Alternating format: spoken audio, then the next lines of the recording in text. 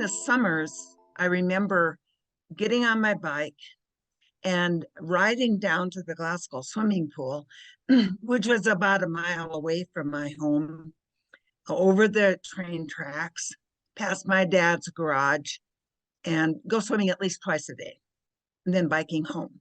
And sometimes I stopped at the Glasgow Library and would walk in. Of course, everybody knew me because I was probably their most regular person that walks through the door.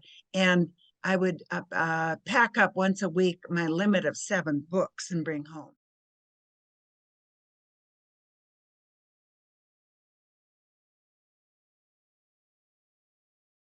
Friends, I had friends galore.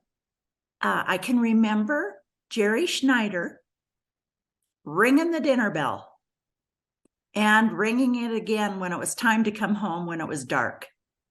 So we just scattered. We knew what that meant. We all needed to go home and eat, or we needed to go home, quit playing our games, and go back home.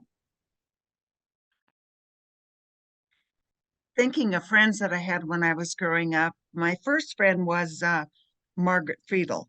Margaret and I had piano lessons together, and we went all the way through 12 years. Her mother would, she was an only child, and her mother would let me come over and we would play dress up all afternoon. And then she would let us go in and play with her makeup. And I remember that because my mother would never let me do that. It was just special. And we weren't very good at applying it, but it was fun. I can also remember all the weekends we spent at Fort Peck Lake.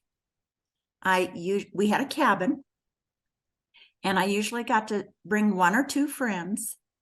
I learned how to drive out there. We used to take the Lincoln Continental across the causeway and kill rattlesnakes at night.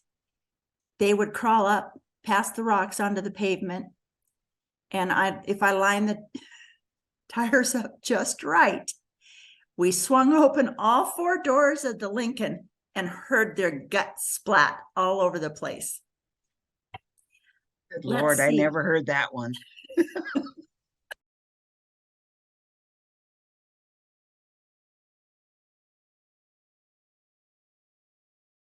Hattie and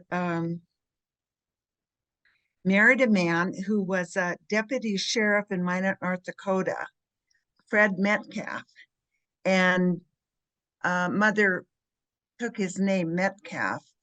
And I remember visiting them out in Minot, and I can remember Grandpa Fred taking his pistol out of his belt when he came in the door and reaching way above the refrigerator and locking it up.